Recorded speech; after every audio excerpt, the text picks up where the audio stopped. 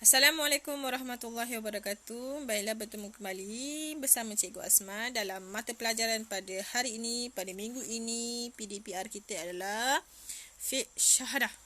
Sebelum kita memulakan pembelajaran pada hari ini, cikgu nak anak-anak cikgu keluarkan buku fiqh syahadah. Okey, baiklah, inilah buku fiqh syahadah tahun 2. Ini buku fiqh syahadah tahun 2. Anak-anak cikgu diminta untuk mengeluarkan buku fiqh syahadah. Tapi yang pastinya adab untuk belajar mesti kena duduk. Jangan waktu belajar kita baring. Okey, baiklah. Untuk tajuk pada minggu ini kita akan belajar tajuk 3, iaitu berkaitan dengan nama Allah yang Ar-Rahim. Kita dah belajar sebelum ni Ar-Rahman.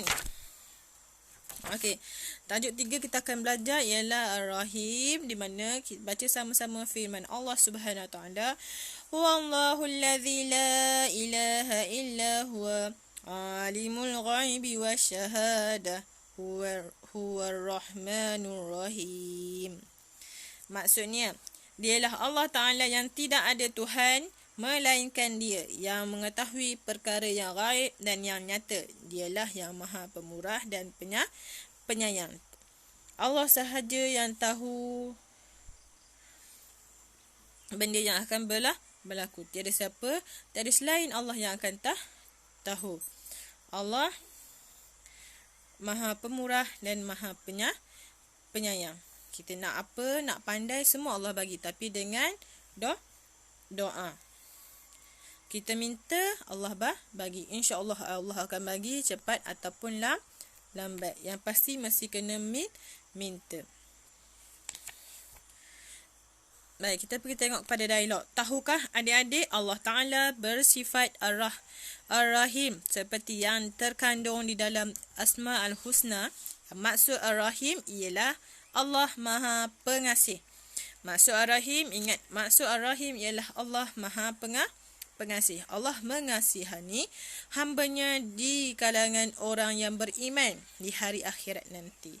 Di hari akhirat nanti Allah sayang pada orang yang beriman. Siapa orang yang beriman? Kitalah orang Islam.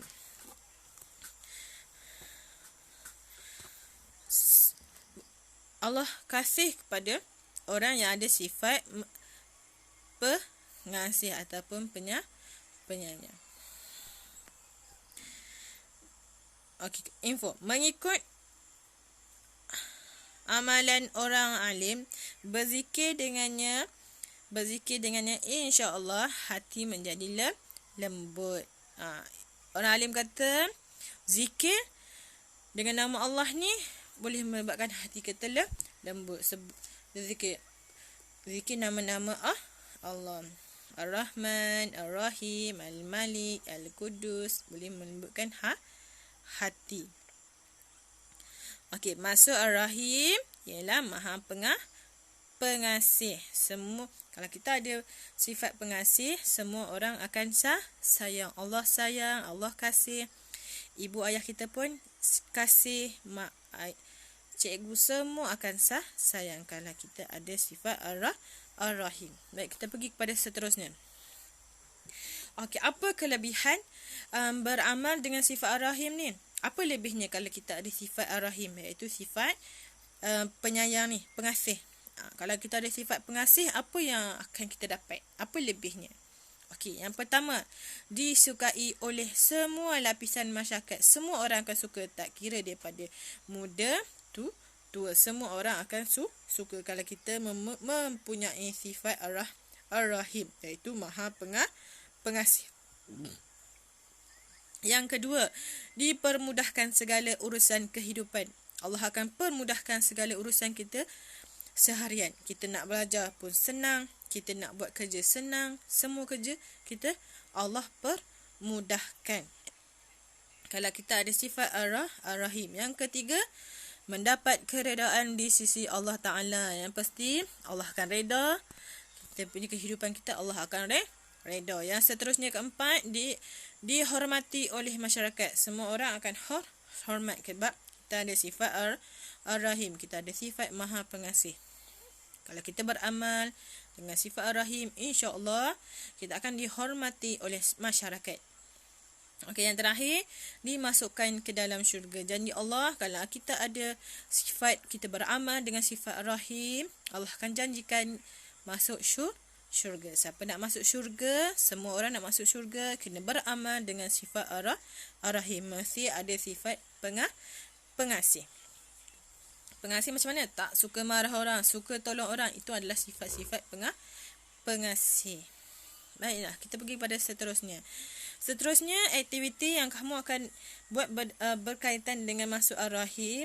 Tajuk Ar-Rahim, di mana maksud Ar-Rahim ialah Maha Pengasih. Dan kelebihan beramal dengan sifat Ar-Rahim. Ada berapa tadi?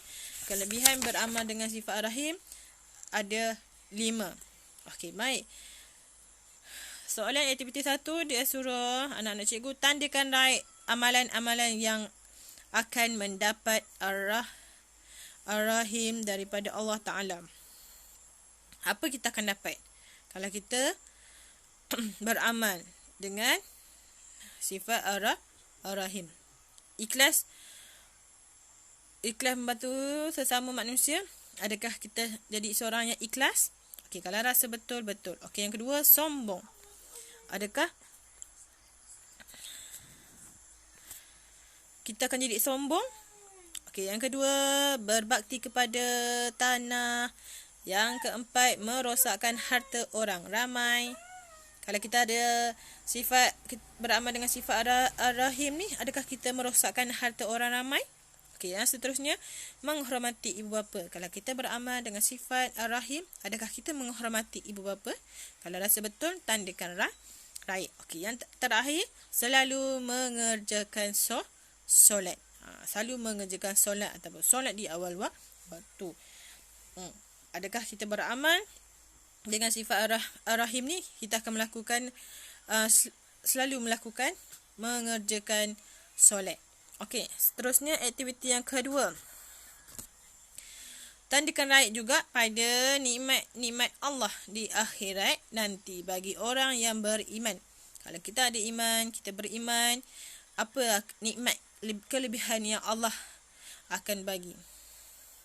Yang pertama, dimasukkan syurga. Adakah kita dimasukkan syurga kalau kita beriman? Okay, yang kedua, mendapat azab yang pedih.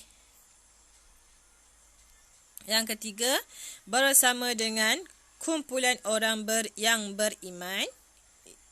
Yang keempat, dipermudahkan ketika meniti titian sirat. Adakah kita mudah kalau kita beriman? Okey, yang seterusnya yang kelima, tenang